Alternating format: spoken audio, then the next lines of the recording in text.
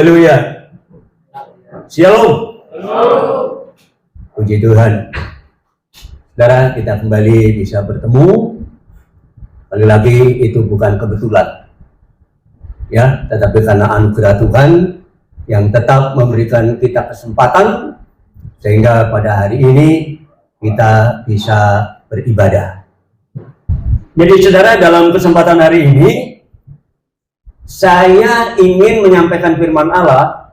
Ya tentu kalau saya berdiri di sini menyampaikan firman Allah, bukan yang lain. Ya. Nah, dengan satu tema menikmati. Menikmati itu apa ya? Ya, sekali lagi sesuatu yang dirasakan indah dalam hidup kita.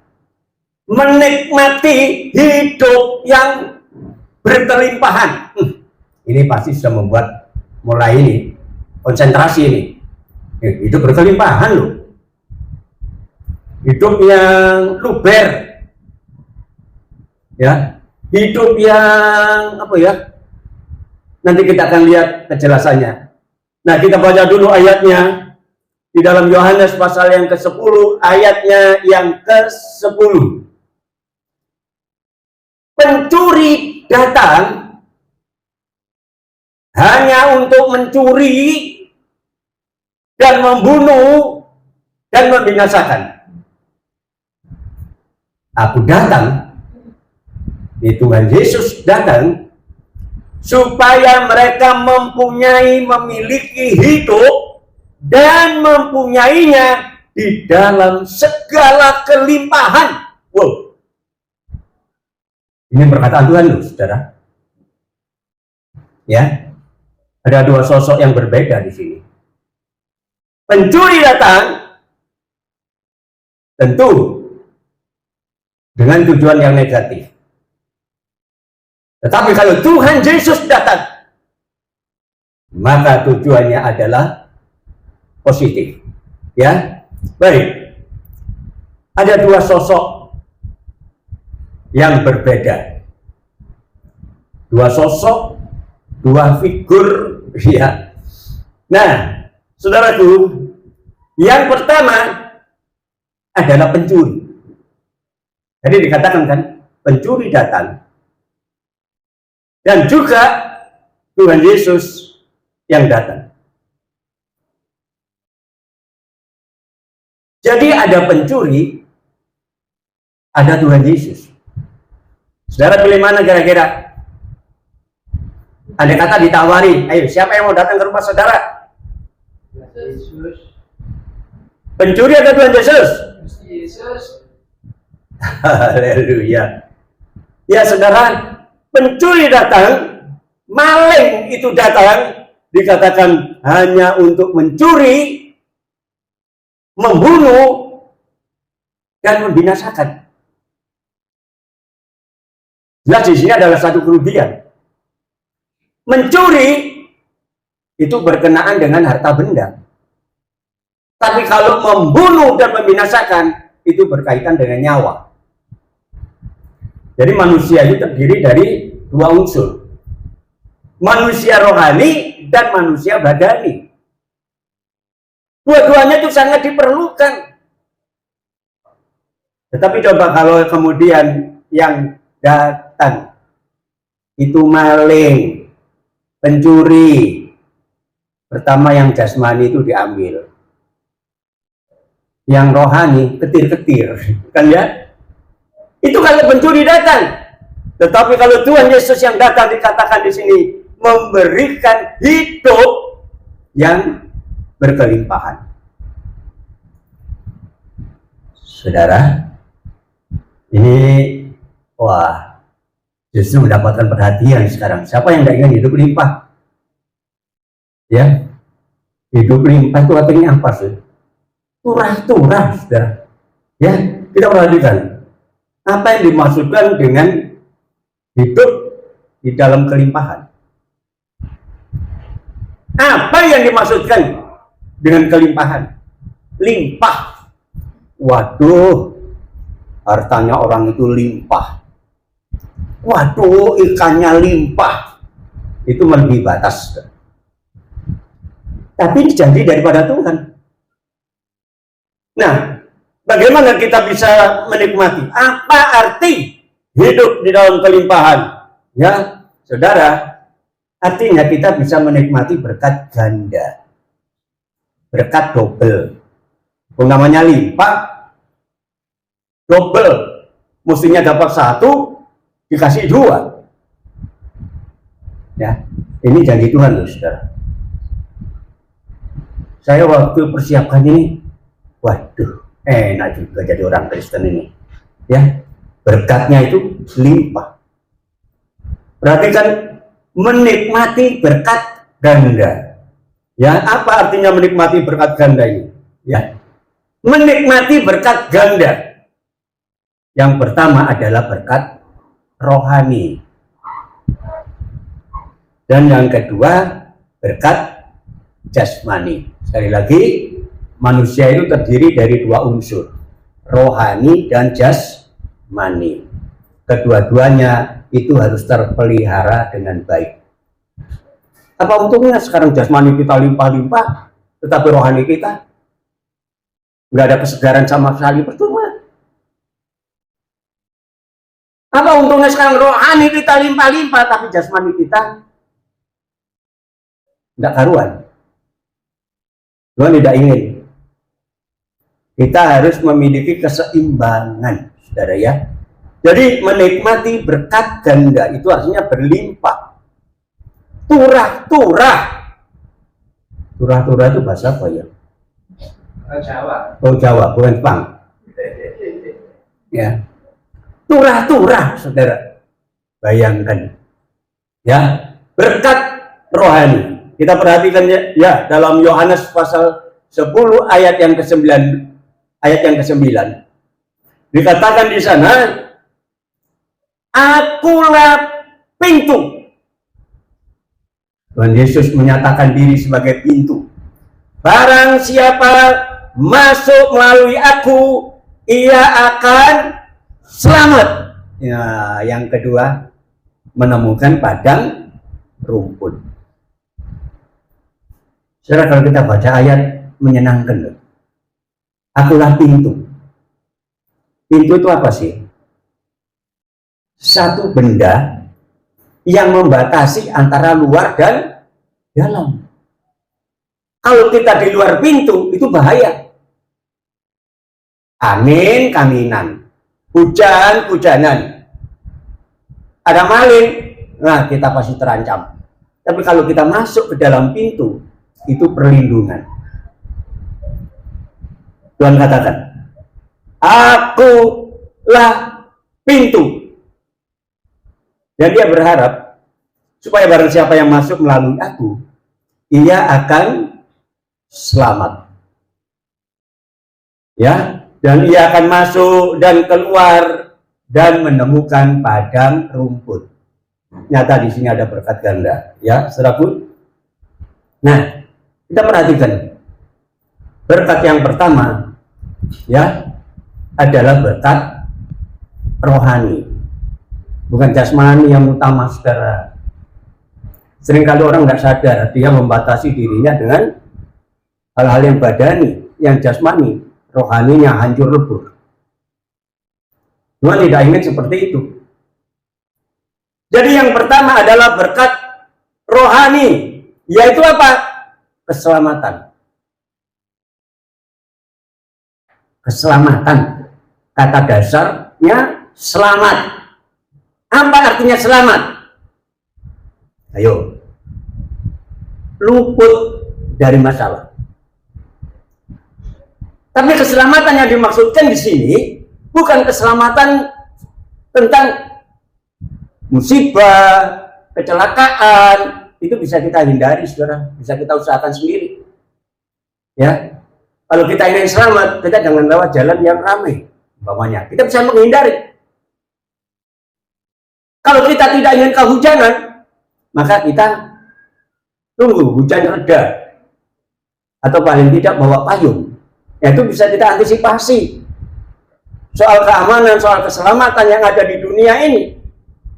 Tetapi yang dimaksudkan keselamatan ini adalah keselamatan jiwa. rohani. Ya, saudaraku. Ibrani pasal 9 ayat yang ke-27. Ya, di situ dikatakan, nah, dan sama seperti manusia ditetapkan untuk mati hanya satu kali. Tapi sesudah itu tidak selamat. Sudah mati tidak selamat. Dan sesudah itu dihakimi. Ini banyak orang tidak berpikir. Mereka asyik menyibukkan diri dengan keberadaan duniawi, lupa bahwa manusia itu sesungguhnya akan mati. Mati masuk dalam hukuman. Kenapa? Karena salah satu orang saja, ya, salah satu mulai Hawa kemudian berlanjut kepada Adam yang melanggar hukum Allah. Karena pada dasarnya dosa itu adalah pelanggaran terhadap hukum-hukum Allah. Karena satu orang menjalar. Allah tidak menciptakan kematian, saudara, awalnya. Ya, Allah menciptakan hidup. Tetapi manusia telah melangkah salah. Akibatnya jatuh dalam dosa. Dan upah dosa itu adalah maut, mati. Tidak hanya mati secara jasmani. Jangan berpikir kalau sudah mati secara jasmani ini saja selesai urusan kita. Tidak, saudara. Makanya banyak orang nggak sadar. Mereka lebih baik bunuh diri aja lah. Yo, padahal di balik kematian itu masih ada hukuman. Ya. Jadi saudara, oleh sebab satu orang lah, maka dosa itu menjalar. Dan semua orang pasti mati, dan sesudah mati akan datang hukuman. Bagaimana bisa diselamatkan? Modalnya cuma satu. Ya. Nah, masuk melalui pintu. Nah, tadi dikatakan, saudara pia, Yohanes pasal 10 ayat 9, Tuhan Yesus berkata, akulah pintu, ya. Barang siapa masuk melalui aku, ia akan selamat. Saudara, ada jalan lain untuk bisa masuk surga selain melalui Yesus? Ada yang berani memproklamirkan dirinya, lewat dia akan masuk surga? Ayo, tanya. Mana? Satu-satunya yang berani memproklamasikan dirinya bahwa akulah pintu, siapa yang masuk melalui aku, dia akan selamat. Dia akan menikmati berkat rohani itu, saudara. Ya. Di dalam Yohanes pasal 14 ayat yang ke-6, di situ dikatakan, kata Yesus kepadanya, akulah jalan dan kebenaran dan hidup. Sekali lagi, saudara cari di mana kira-kira seorang tokoh yang berani mengatakan, aku jalannya. Kalau kamu lewat aku, kamu pasti akan hidup. Saudara, kalau orang mau menolong kita, kita tolong ya supaya tidak jatuh, itu wajar. Tentu yang bisa menolong kita untuk bebas dari neraka dan hukuman. Coba cari. Nggak ada tokoh di dunia ini yang berani mengatakan, akulah jalan dan kebenaran dan hidup. Tidak ada seorang pun yang datang kepada Bapa yang boleh menghadap hadirat Allah kalau tidak melalui aku, kata Tuhan. Luar biasa. Tidak ada seorang pun yang berani mengatakan akulah juru selamat. Akulah satu-satunya jalan untuk memperoleh hidup. Jadi saudara, siapa yang boleh masuk? Ya tentu yang percaya loh. Ya, yang percaya. Karena barang siapa yang percaya akan diselamatkan, itu janji daripada Tuhan. Kalaupun saudara sering masuk ke gereja tapi nggak percaya, percuma. Loh, banyak loh orang sering kali masuk gereja, cuma cari-cari sesuatu yang dibutuhkan saja. Ya, tak masuk gerejaku karena saya lihat orang-orang gereja itu cantik-cantik, ganteng-ganteng. Siapa tahu saya dapat jodoh di situ. Targetnya, sasarannya salah. Aku gak ke gereja supaya saya dapat pekerjaan. Karena saya lihat orang di gereja itu kaya raya. Bagus. Ada di antara saudara yang kaya raya? Yang kayak begini ya. Jadi kalau saudara di sini mau cari kerjaan, salah. Cari Tuhan. Itu yang betul. Ya, karena tidak ada seorang pun yang datang yang bisa masuk menghadap hadirat Bapa kalau tidak melalui aku, kata Tuhan. Ya. Dalam Kisah Rasul pasal yang keempat ayatnya yang ke-12. Di situ dikatakan, dan keselamatan tidak ada di dalam siapapun juga selain di dalam Dia. Ini malah kesaksian dari rasul-rasul. Tidak ada keselamatan yang dari unsur lain kecuali melalui Yesus. Ya. Kenapa? Sebab di bawah kolong langit ini, tidak ada nama lain yang diberikan kepada manusia yang olehnya barang siapa yang percaya dapat diselamatkan. Tidak ada nama lain. Ya, jadi salah satunya keselamatan hanya di Yesus. Ya, saudara. Jadi kalau sudah saudara percaya sampai hari ini, banggalah saudara. Ya, karena kita percaya Tuhan Yesus. Ya, orang lain malah menghina, mengolok, mencaci maki, seperti yang pernah saya katakan. Kamu sekarang jadi orang Kristen ya? Iya, memangnya kenapa? Bodoh kamu. Tuhan mati kok disembah, nah kan? Karena mereka nggak ngerti, karena mereka nggak tahu. Kenapa? Tuhan berkata, bukan kamu yang pilih aku, tapi aku yang pilih kamu. Jadi kalau saudara bisa ada di tempat ini dan percaya kepada Yesus, itu bukan karena saudara memilih Tuhan, tetapi Tuhanlah yang pilih saudara. Sekali lagi, saya dulu juga bukan latar belakang Kristen, saudara ya. Orang Kristen banyak yang sawo dulu itu, ya. Sawo lempar, ya. Saya lempar gereja itu di Limbungan itu daerah Jagalan sana. Mereka buat dan saya lempar batu. Ya, saya jualan apa dulu, ada Huawei ya, Huawei judi itu dalam Gemblongan itu pusatnya. Nah sebelum nomor itu keluar, dijual dulu itu kupon-kupon. Orang yang beli itu mulai meramal kupon ramalan itu, baru pasang nomor dan dia dapat hadiah. Nah saya jualan itu, saudara. Ya. Jualan itu di pinggir jalan itu, setiap orang saya tawarin, ayo Mil, nomor bagus, ini nomor bagus. Tidak lama ada orang naik sepeda, nggak taunya pendeta yang gerejanya saya lempar. Ini dia pendeta mau berjudi, saya mau tawarin ini, ya, dia lewat naik sepeda, stop, saya tawarin, ini om. Ini bagus, ini nomor ini. Jawabnya apa? Maaf ya, saya tidak pernah main judi. Saya cuma lewat aja di sini. Kaget saja. Nah, saya sadar dan kemudian saya balik jadi orang Kristen. Jadi saya dulu pernah jadi orang Kristen, mundur lagi. Tapi setelah pendeta itu begitu, wow, saya balik lagi, saudara ya.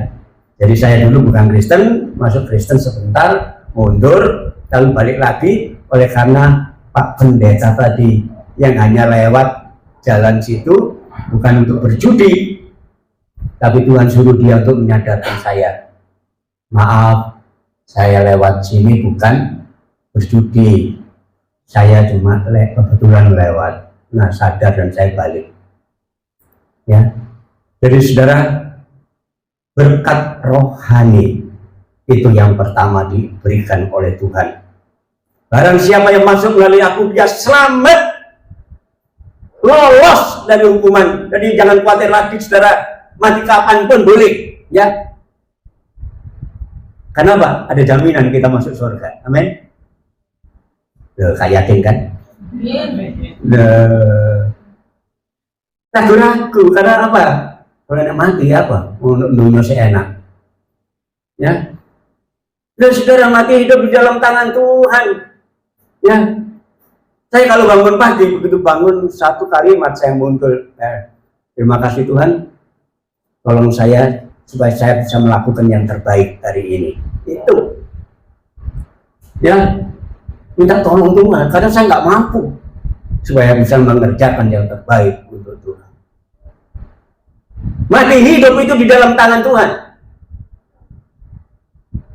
Tapi saya yakin kalau kita masih dibutuhkan di dunia, Tuhan tidak izinkan kita mati lebih dulu. Amin. Ngomong soal mati memang banyak yang pedih. Ya, jadi kita perhatikan.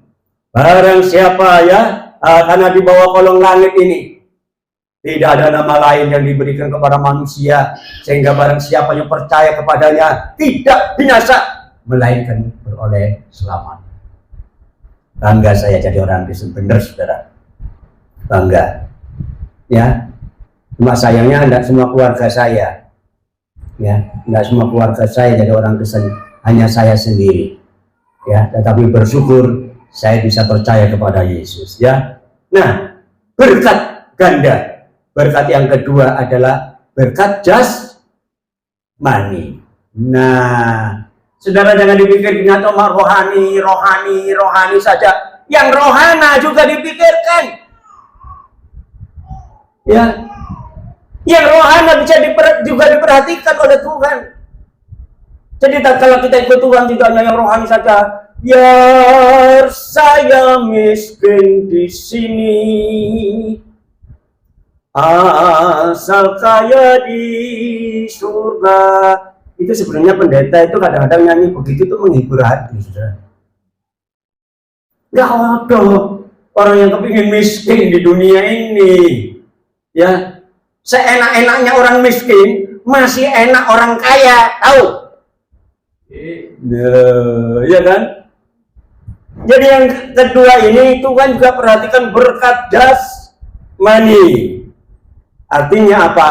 Pemeliharaan Tuhan. Jadi saudara, di samping kita mendapat jaminan keselamatan yang akan datang, tetapi selagi di dunia ini kita dipelihara oleh Tuhan, diopeni oleh Tuhan, ya. Baik, kita akan perhatikan Yohanes pasal 10 ayat 9 tadi. Akulah pintu. Barang siapa masuk melalui aku, pertama dia akan selamat, bebas dari hukuman di neraka. Dan yang kedua, ia akan masuk dan keluar dan menemukan padang rumput. Waduh, hebat. Sudah tahu padang rumput itu apa? Ya, kalau kita sampai kemudian bisa menemukan padang rumput karena Tuhan, artinya Tuhanlah yang memeliharakan kita, karena Tuhan menggambarkan kita itu sebagai domba, sebagai wedus, saudara. Hei, wedus-wedusnya Tuhan, mau nggak? Ayo. Kenapa orang percaya itu digambarkan sebagai domba dan Tuhan itu adalah gembala? Karena saudara tahu, domba itu sebenarnya binatang bodoh, binatang yang tidak berdaya. Coba pemain sirkus, pernah pakai domba? Gajah dipakai, kera dipakai, ya, kucing bisa dipakai, ular bisa dipakai untuk bermain sirkus. Tapi ada yang pakai domba? Dan domba itu binatang yang tidak memiliki kekuatan, tidak memiliki daya. Anjing bisa gigit kita, kucing bisa cakar kita, gajah bisa belalai kita, ular bisa takut kita. Tapi domba,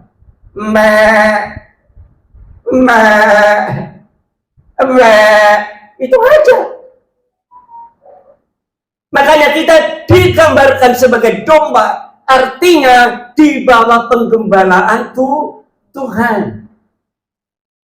Makanya Tuhan Yesus selalu digambarkan sebagai Tuhan yang selalu membawa tongkat. Ya, kenapa bawa tongkat? Sekali lagi, dan tongkatnya itu mesti melengkung atas kiri selatan.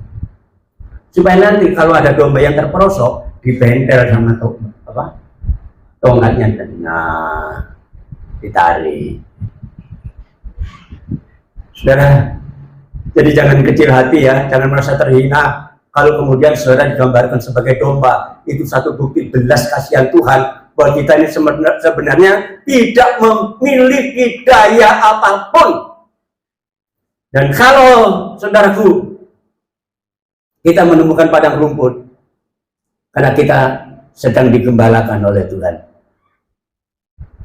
Saudara merasa khawatir kalau digembalakan? Domba-domba itu nggak khawatir, saudara. Daud saja mengatakan, Tuhan engkau gembalaku, takkan kekurangan aku. Kau membaringkan aku di padang berumput hijau. Engkau membimbing aku ke mata air yang tenang. Kau menenangkan jalanku di jalan yang benar. Saya lupa itu ya, saudaraku. Kalau kita digembalakan oleh Tuhan, dibimbing ke mata air yang tenang, Engkau menyegarkan jiwaku, menuntun kepada jalan yang benar. Kenapa? Dibimbing. Ya. Dan kalau saya dibimbing oleh Tuhan, tidak perlu takut. Ya, haleluya. Itu nyanyian selanjutnya mengatakan,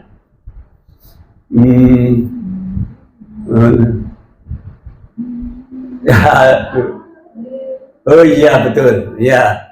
Haleluya, meski langkahku kelam, aku tidak takut bahaya. Haleluya. Haleluya. Kedamu dan tongkatmu itu yang menghiburkan daku. Haleluya. Saudara, dia akan menemukan padang rumput.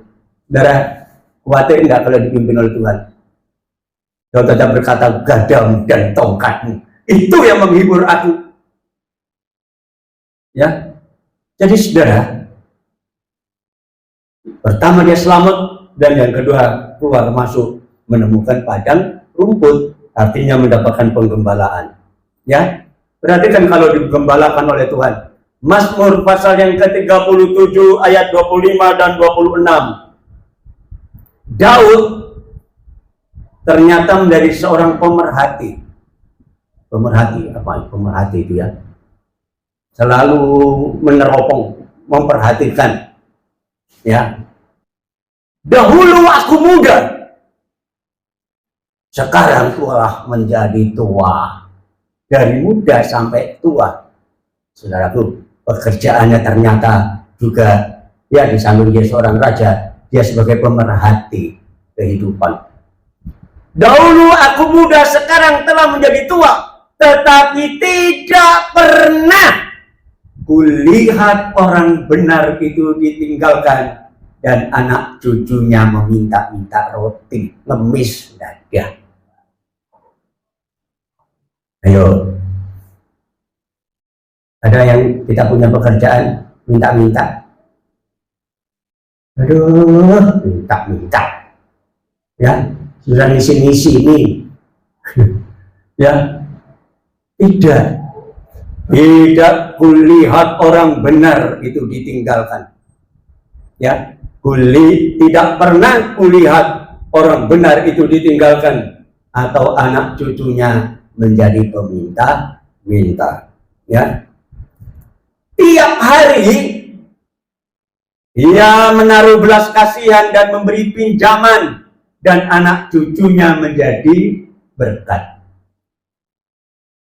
Aduh, tiap hari dia menaruh belas kasihan, ya, dan memberi pinjaman, artinya tidak pernah pinjam. Ayo, siapa yang punya utang di sini? Ayo, belanja aja ngutang, aneh kan? Manganan warung itu loh, ngutang. Saudara anak Tuhan bebas dari utang. Ya, saya ini karena apa? Kepeksa aja, saudara. Ya, jadi kalau saya pergi belanja gak banyak gitu, keluarkan kartu kredit. Karena daripada nggak terpakai, ya kan? Tapi tetap tak bayar tiap bulan. Saya nggak pernah utang. PLN itu loh, tak bayar dulu, nggak mau. Nggak Pak, nanti bulan depan loh, dan suruh ngutang saya. Listrik ya, nggak mau. IndiHome, maksud saya nggak perlu utang, bayar dulu. Tapi nggak boleh. Jangan Pak, bulan depan loh kan disuruh ngutang. Ya, kartu SL saya itu pasca bayar. Jadi artinya dipakai dulu, bayarnya di belakang, ngutang kan? Akhirnya saya robah sekarang dari prabayar, saya nggak mau utang. Saudara, budaya utang itu disisihkan ya. Anak cucunya tidak pernah. Artinya di sini tiap hari ia menaruh belas kasihan dan memberi pinjaman, tidak punya utang. Ya, tambah ada kata mungkin angsuran karena anak saya dijaga nih, saudara. Ya, saya nggak pernah utang. Israel loh malah pernah utang sama saya. Iya, beberapa hari yang lalu, karena ada tukang yang kerja di situ, nggak tahu minta duit dulu, dia nggak punya kontan. Pak, punya duit Pak, utang di sini Pak. Loh, saya nggak pernah utang, dia utang sama saya. Nggak kasih loh. Nggak sampai 10 menit dikembalikan dengan bunganya lagi. Sampai tawani nggak utang lagi lah. Loh, kan nggak boleh ngutang katanya Pak. Benar saudara. Jadi masih duduk di meja situ, tak cukup nonton dompet. Habis gitu dia ambil HP, Pak tak transfer, dengan bunganya. Loh, akhirnya tak tawani utang lagi. Ayo utang yo. Saudara, orang percaya itu hebat. Kalau sampai tidak dalam posisi seperti itu, mari koreksi diri. Kenapa kita nggak diberkati Tuhan? Padahal Tuhan datang ke dalam dunia itu memberi berkat kepada kita, ya. Dan anak cucunya menjadi berkat. Menjadi berkat itu suka memberi. Beberapa waktu yang lalu di perempatan sini dan Maksudaya ada penjual koran. Ditawar-tawari ke mobil-mobil nggak ada yang beli. Terus saya ambil. Bu, saya nggak pernah baca koran, tapi baca lah Pak. Ya sudah, ayo. Berapa? 6.000, tak kasih 10.000. Nggak usah susuk.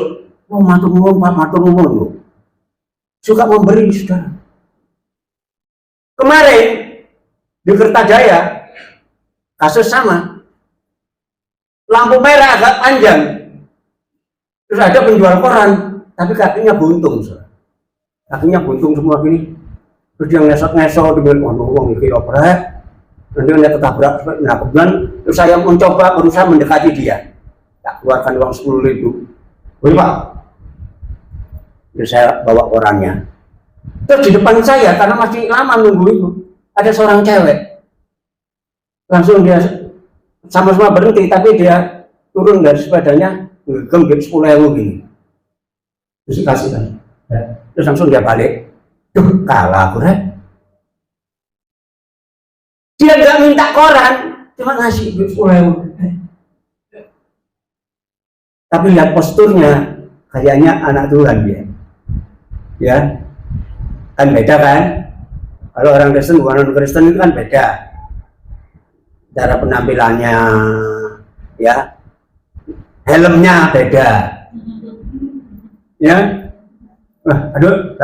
Aduh salah saya sama anak itu. Sebenarnya aku nek ketemu bakul koran sing butuh, tapi nggak usah jaluk koran, tak bayar boleh.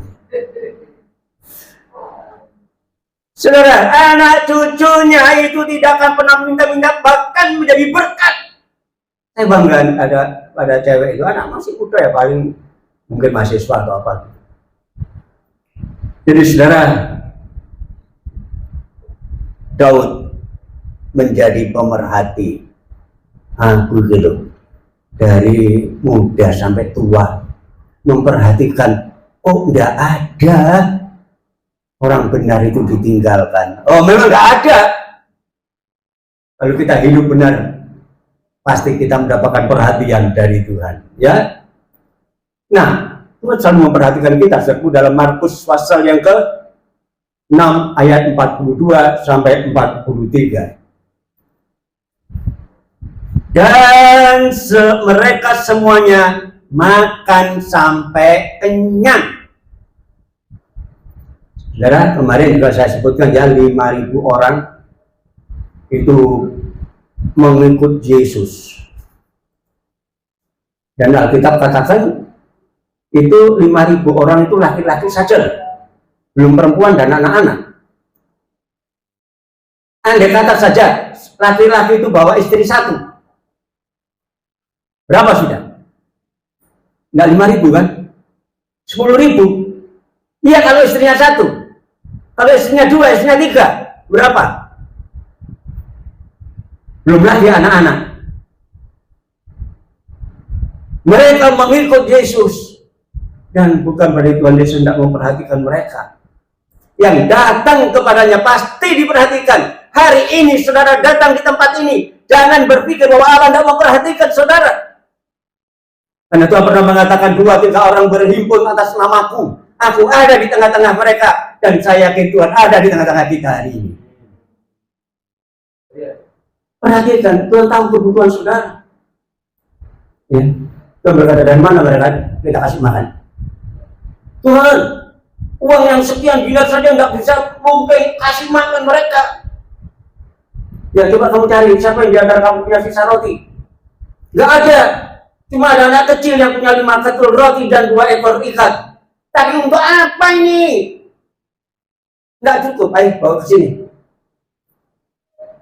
Tuhan diberkati dan Alkitab suruh bagi-bagikan. Alkitab katakan, dan mereka semuanya makan sampai kenyang. Wow, makan sampai kenyang. Nggak hanya sekedar sepotong gitu, enggak. Makan sampai kenyang. Dan apa yang terjadi saudaraku? Kemudian orang-orang mengumpulkan potongan-potongan roti 12 bakul penuh. Masih turah, masih berlimpah, 12 bakul penuh selain daripada sisa-sisa ikan. Bayangkan. Kenapa 12 bakul? Karena rasul-rasul itu 12. Itu aja ya gambarannya. Sehingga itu sisanya untuk siapa? Hamba-hamba Tuhan. Makanya hamba Tuhan tidak perlu khawatir, saudara. Nggak perlu. Ya. Walaupun di sini gereja, saya bilang ini gereja milik Tuhan, ya. Memang Tuhan percayakan jemaat saat ini. Tapi saya tidak khawatir tentang hidup. Ya. Kenapa? Tuhan pasti memberkati, saudara. Ya. Saya tidak pernah datang kepada orang minta-minta, malah kalau ada orang yang kasih saya sungkan ke sana. Betul. Betul saya sungkan. Jangan nanti dikira saya datang sana minta memanfaatkan juga. Saya tidak pernah datang kepada seorang untuk minta khotbah di tempatnya. Tidak. Ada banyak hamba-hamba seperti itu, saudara. Kapan aku khotbah ngomong? Oh, kapan? Saudara, ya saya tidak seperti itu. Saya sudah dipercaya di sini aja, saya bersyukur sama Tuhan. Ya, kalau diundang ke tempat lain, ya masih saya pikirkan Ya, bisa atau enggak. Ya. Tanggal berapa? Kapan? Gitu ya. Saya pernah waktu ke Palembang, sudah di bandara, ditelepon. Pak, layani tempat saya ya, nanti hari Natal. Tuh, kapan? Minggu ini. Waduh, maaf, nggak bisa. Karena saya sedang pergi. Dan saya batalkan berangkat saya. Tidak bisa. Saudara, bersyukur dengan pemberian Tuhan. Jemaat yang kecil ini, saudara, dalam miliknya Tuhan, saudara. Kalau saya dipercaya itu menjaga miliknya Tuhan. Siapa yang bayar saya? Tuhan. Makanya jangan sudah perhitungan dengan Tuhan. Ya, jadi sampai kemudian dikumpulkan lagi setelah dibagi-bagikan dan Alkitab mengatakan mereka makan sampai kenyang, tapi masih sisa 12 bakul dan masih ada sisa-sisa ikan. Pengikut Tuhan tidak akan pernah mungkin kelaparan. Kalau sampai hari ini saudara ada yang merasa rasanya sulit sekali masalah ekonomi saudara, hidup saudara, koreksi diri saudara. Ya, koreksi diri. Nah, sekarang resepnya kunci untuk bisa menikmati berkat. Nah, segala sesuatu pasti ada caranya, ada jalannya. Apa kuncinya? Ya, Mazmur pasal 1 ayat 1 sampai 3.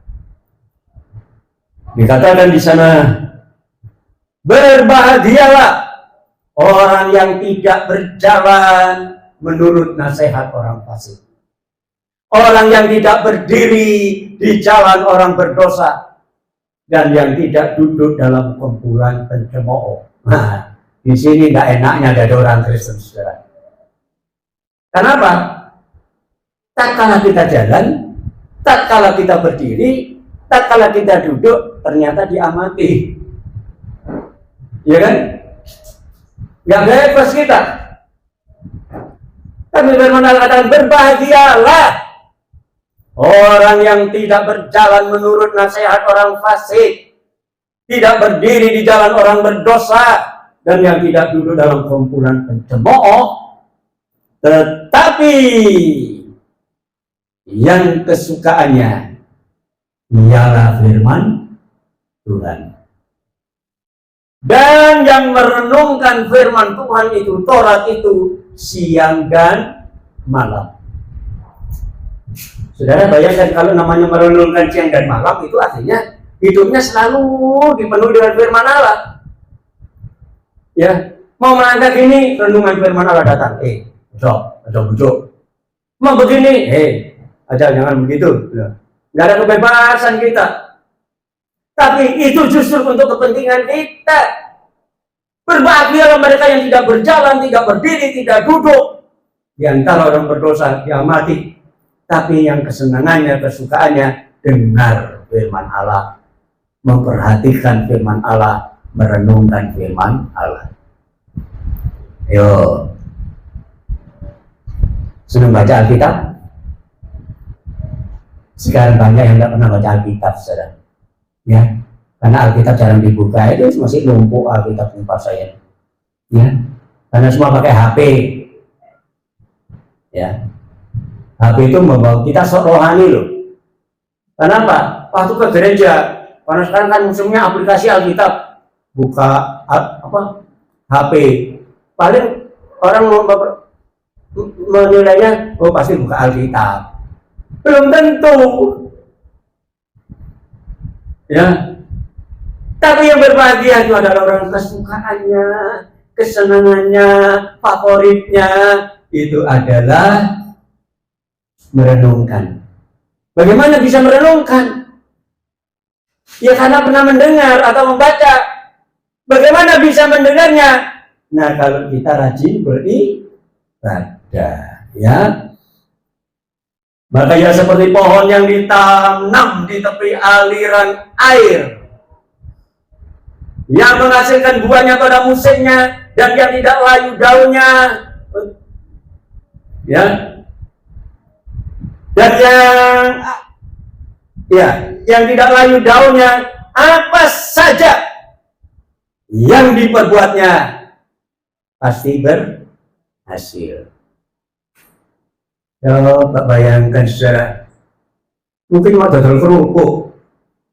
Ya, kerupuk kalau direndahkan loh.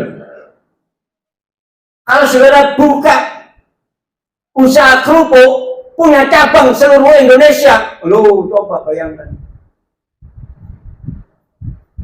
Kelihatannya sedikit kan, rendah kan. Tapi kalau cabang seluruh Indonesia, tiap kota ada kerupuk Madein. Ya, Madein siapa? Ayo, apa yang dikerjakan? Pasti berhasil. Bekerja apa saja, tapi cocok dengan firman Allah, tidak melanggar. Ya, saudaraku, saya biasa sering nanam tanaman. Itu pot banyak gelendangan di belakang. Sudah bibit saya tanam, akhirnya mati. Kenapa? Lupa nyiram. Kadang-kadang nggak kasih siram, kering semua mati. Tapi kalau pohon itu ditanam di tepi aliran air, tidak akan pernah kekurangan air. Dia akan tetap segar, berbuah pada musimnya, lebat daunnya, dan apa yang diperbuatnya pasti berhasil. Amin. Ini yang kita rindukan. Saudara, Tuhan memberikan hidup yang penuh dengan kelimpahan. Ya, haleluya. Sekali lagi, bagaimana kita bisa melakukan firman Allah? Ya, karena kita pernah mendengar firman. Bagaimana kita caranya mendengar firman Allah? Nah, kita perhatikan 1 Timotius pasal 4 ayatnya yang ke-8. Latihan badani, olahraga baik, tapi terbatas gunanya. Salah-salah kalau enggak tepat yang gelinding. Ya. Tetapi ibadah itu berguna di dalam segala hal karena mengandung janji untuk hidup ini maupun untuk hidup yang akan datang. Nah, berkahnya double kan? Ganda kan? Limpah kan? Makanya jangan suka meninggalkan ibadah, saudara. Seringkali malah yang kita beratkan hal-hal yang sepele. Mau jadi pengurus kampung juga nggak enak, misalnya. Kadang-kadang banyak kegiatan pas minggu. Iya kan? Minggu waktu ibadah. Tapi untuk di sini kalau ada kerja bakti saya tidak pernah ikut. Ya, kalau dia melarang, harus itu saya usul supaya kerja bakti diadakan hari Jumat. Ya, sehingga saya kalau minggu bisa ikut. Ya, tapi mereka enggak, ya baik toleransi di sini bagus sekali. Ya, jadi saudara, itu mari kita gunakan waktu-waktu kita, ya. Jangan sampai kita tidak beribadah, hargai firman Allah. Saya tadi barusan sebelum kebaktian dapat kesaksian dari Ibu Gunawan. Kemarin dia pulang, saya tahu karena dipanggil anaknya, ada tamu katanya. Dia sempat marah. Mestinya saya dengar firman Allah dulu, baru pulang. Tapi diajak pulang, ya kan? Udah cerita, ada jemaat, waktu firman Allah pulang, begitu keluar ditabrak. Mati enggak? Mati. Karena tidak menghargai firman Allah. Ya. Jadi kalau firman Allah itu dengar baik-baik, saudara, perhatikan dengan baik. Malah pulang. Ya mungkin karena pembicaranya ya cocok sama dia atau gimana. Saudara, kalau firman Allah yang disampaikan, hargai. Cara saya itu cara menjadi pelajaran bagi Ibu Gunawan. Nggak mungkin kalau dia disusul lagi karena bagian. Ya, kemarin itu karena sempat marah dia sama anaknya. Iya, izinkan dengar firman Allah dulu, baru dituntut, dipaksakan sama anaknya. Tapi untung karena dia punya hati, nggak mau sebenarnya. Ya, jadi itu mati, saudara. Ya, marilah saudaraku ya, kita gunakan kesempatan yang ada. Mari dengar firman Allah Dan saya yakin Tuhan tidak akan pernah biarkan kita sebagaimana janjinya yang sudah diberikan kepada kita. Maka dia akan memberikan kelimpahan. Keluar, masuk, menemukan padang rumput. Artinya kita diberkati. Rohani diberkati, jasmani diberkati. Dan kita menjadi sosok yang hidup, yang berkelimpahan. Amin. Haleluya. Tuhan memberkati kita.